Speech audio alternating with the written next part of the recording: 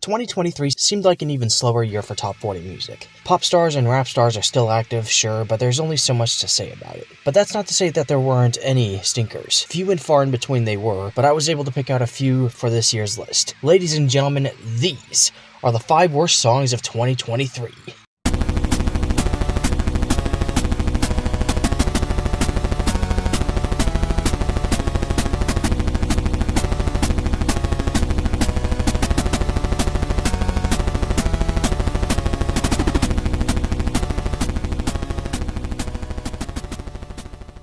The list is a little shorter this time around, and there are many reasons to why that is. To tell you the honest truth, there's just not much of a point. It's so pointless that I forgot that I had to do this. I was going to start working on this immediately at the start of the month, but for some reason my brain just flipped that switch off for a whole 10 days. I mean, sure, you had Dua Lipa, Usher, Drake, and SZA. I don't care if it's pronounced SZA. She did this to herself. But I'd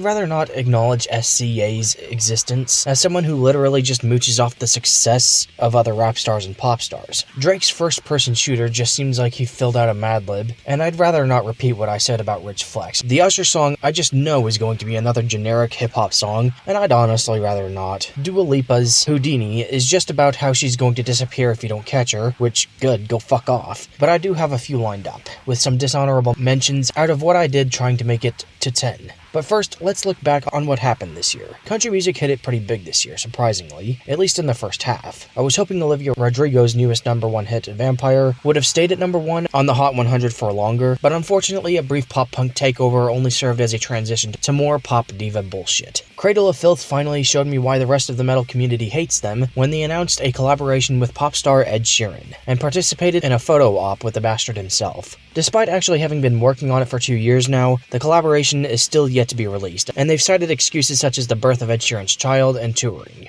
I personally wouldn't mind if they cancelled the whole damn thing, though it doesn't change the fact that Cradle of Filth are not making music as an art form, but rather as a product to be sold, and they would happily sell themselves out to the pop music industry in pursuit of celebrity status. But while this didn't get released this year, a whole album worth of poser nonsense was released, which brings me to number 5, Dolly Parton's entire album Rockstar.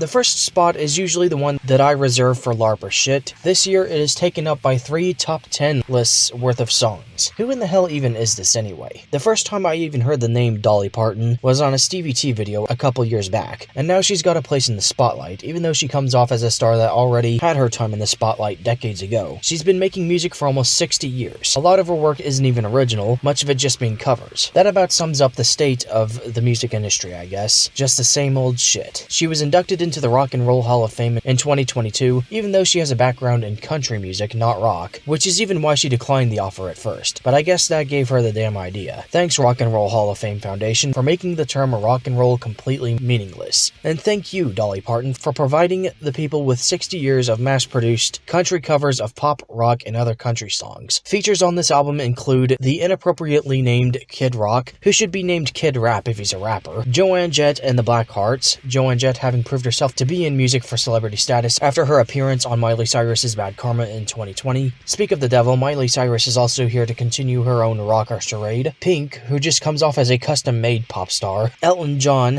80s pop star that for some reason the industry still pays lip service to. Lizzo, who she probably should have cut from the album, but Dolly Parton foolishly decided to keep her in, and on a Led Zeppelin song no less. Rob Halford, vocalist of Judas Priest, and the only person on this album that's worth a damn. Nikki Sixx and John 5, both from Motley Crue, another band that produces music as a product, in particular having sold out to Post Malone, who had a song named Rockstar 6 years ago. Seems every other year now there's a pop, hip-hop, or country musician that names a song or album Rockstar. Paul McCartney and Ringo Starr from the Beatles, who I don't understand how they're not dead yet, or how they even walked their happy asses into the studio to record this. Paul McCartney I especially don't care for, as he shamelessly sells out for people such as Rihanna and Kanye West. Finally, Lynyrd Skynyrd, to prove that this is little more than southern rock, or country trying to be rock. Much of these are just covers, some of them featuring the people who performed them. Examples of this include Every Breath You Take by Sting, Open Arms by Journey, though this version features only Steve Perry, Magic Man by Heart, this edition featuring featuring Ann Wilson and Howard Leese, Long As I Can See the Light by Creedence Clearwater Revival, this edition featuring John Fogerty, Baby I Love Your Way by Peter Frampton, I Hate Myself for Loving You by Joanne Jett and the Blackhearts, Wrecking Ball by Miley Cyrus, Keep On Loving You by Kevin Cronin, Heart of Glass by Blondie, which features writer Debbie Harry, Don't Let the Sun Go Down on Me by Elton John, What's Up by Four Non Blondes, this edition featuring Linda Perry, Heartbreaker by Pat Benatar, Let It Be by the Beatles, this edition featuring, of course, Paul McCartney and Ringo Starr, and Freebird by Lynyrd Skynyrd. For some reason, she couldn't be bothered to get at least one former member of Led Zeppelin to feature on her cover of Stairway to Heaven, instead opting to have the Scumbag of the Year do it. She couldn't get anyone from the Rolling Stones to perform with her on the cover of I Can't Get No Satisfaction, instead opting to have two bimbos do it, and she couldn't get anyone from Queen to perform with her on We Are the Champions and We Will Rock You. But I understand if they didn't want to sully their names further, having already sold their song to some country singer from the dim and distant past. Prince not being on her cover of Purple Rain is excusable, but no doubt the pop star would be on here if he were still alive. Which that's another complaint I have about this album. She wanted to make a rock album, and even though this thing is riddled with pop stars, she could have at the very least made it 100% rock. But no. For some reason, she includes songs from Prince, Elton John, and Miley Cyrus. Bands such as ELO, Pink Floyd, and The Doors would have worked perfectly, would they have not? And the fact that these are mostly covers makes me believe that she is incapable of coming up with her own music, instead leeching off of others to further herself. If there's ever been someone that makes music purely for celebrity status, it's Dolly Parton. I can at least commend her for trying to actually deserve her place in the Rock and Roll Hall of Fame, but this is just ridiculous. The Rock and Roll Hall of Fame Foundation clearly doesn't care what rock music is, or what even makes a rock star, and at this point, it's just another trophy for top 40 musicians given out by the industry to decorate their puppets like they're some kind of war hero, or pretend they innovated their medium in era-making ways. Perhaps I should start listening to more rock music in 2024 and make my own Rock and Roll Hall of Fame for rock artists and people who actually deserve to be called rock and roll legends. What a waste. Even as a cover album, I could have planned this far better. I could have made a 30-song album and it would still consist of original tunes more or less. Moving on, number 4 is Lovin' On Me by Jack Harlow.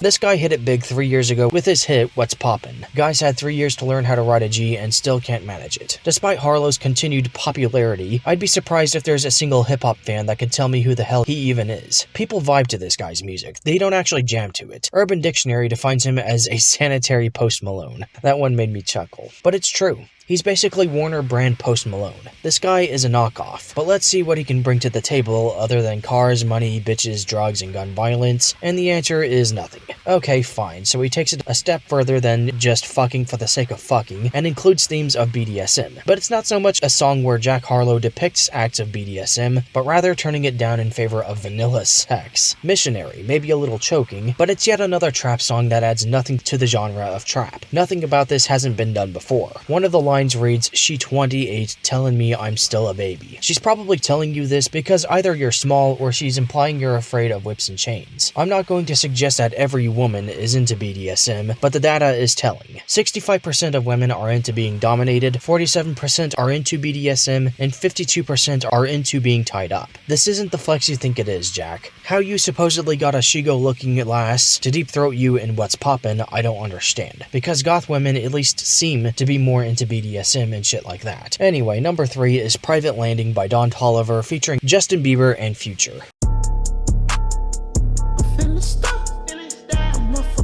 I already did a lyric lobotomy on this earlier in the year, but it's basically another hip-hop song about drugs, riches, and hoes by one of these red-haired, dreadlocked rappers that the music industry has shot out 5 of since the decade's start. How much did he pay for the Bieber and Future appearances, I wonder? Because we all know this isn't some collaboration. It's kind of sad when this is how desperate someone is to succeed in the music industry. Great, you managed to crack the top 80, but Warner's priorities seem to be elsewhere. Sure, you got a bit of a boost from having a puppet of Universal and a puppet of Sony, but you have to know when to give up. You're a dime a dozen, man. There are 1,000 of people that are putting out the same sounding music as you. This isn't unique, this is overdone. It's half-baked. This kind of music is mass-produced. You would think at some point a rapper would break out some orchestras or actually commit to doing a cross between rock and hip-hop, or even metal and hip-hop, but the furthest any of these wannabes come is a guitar solo in one of their songs. There's no quality control, and I think it's finally starting to bite hip-hop in the ass, because even the label can't be bothered to promote it and force-feed it to consumers. Okay,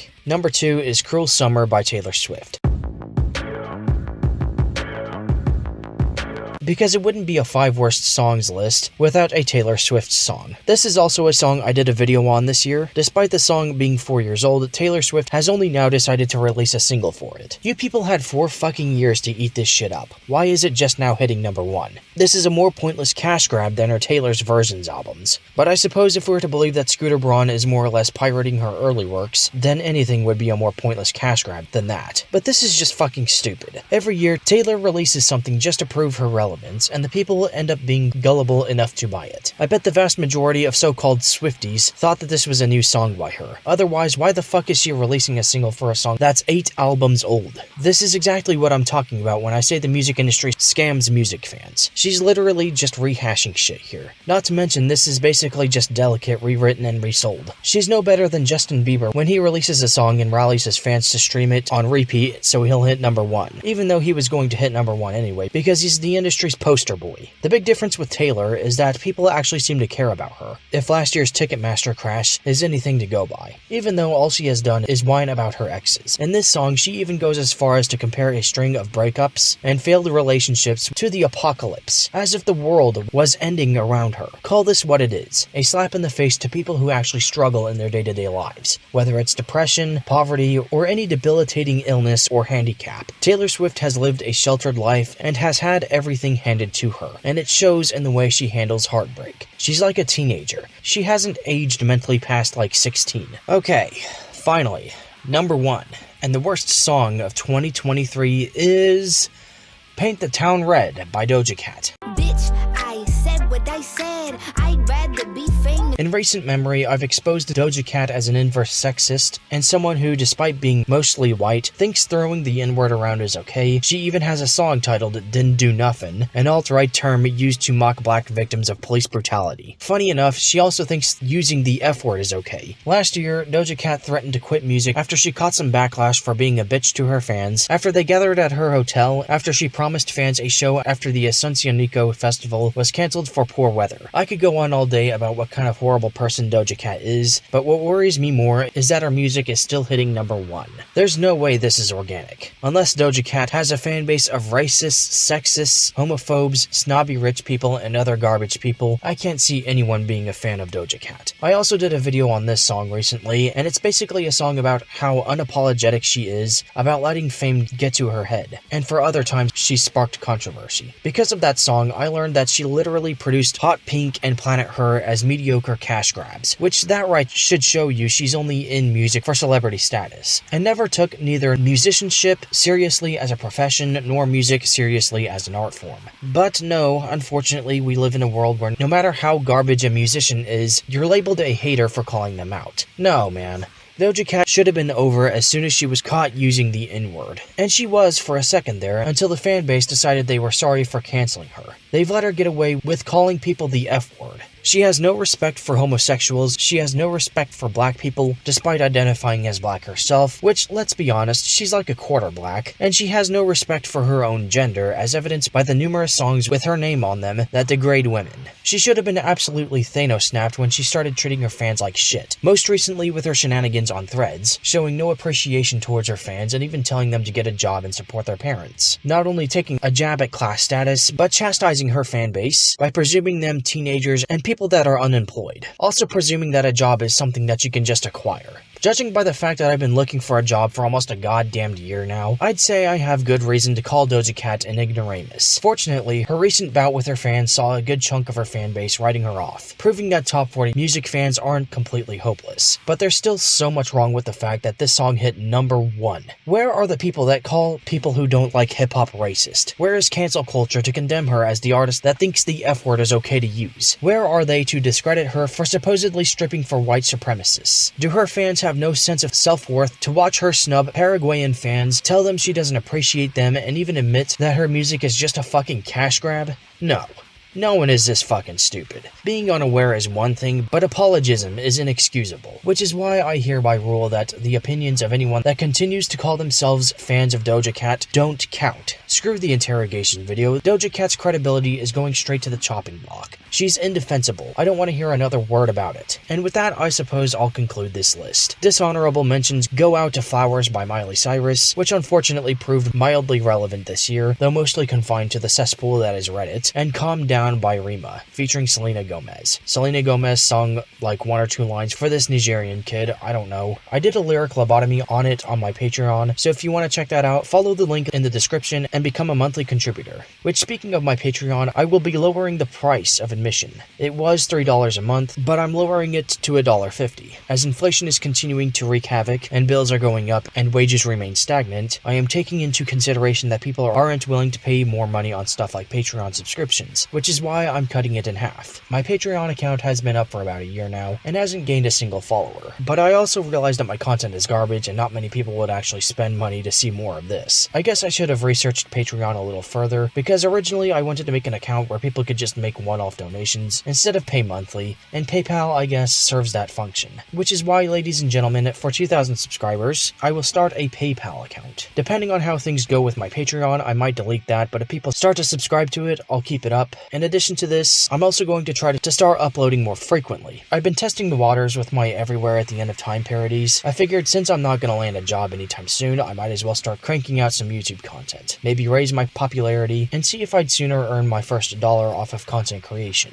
I'm trying to avoid working under the table, but this year was trying.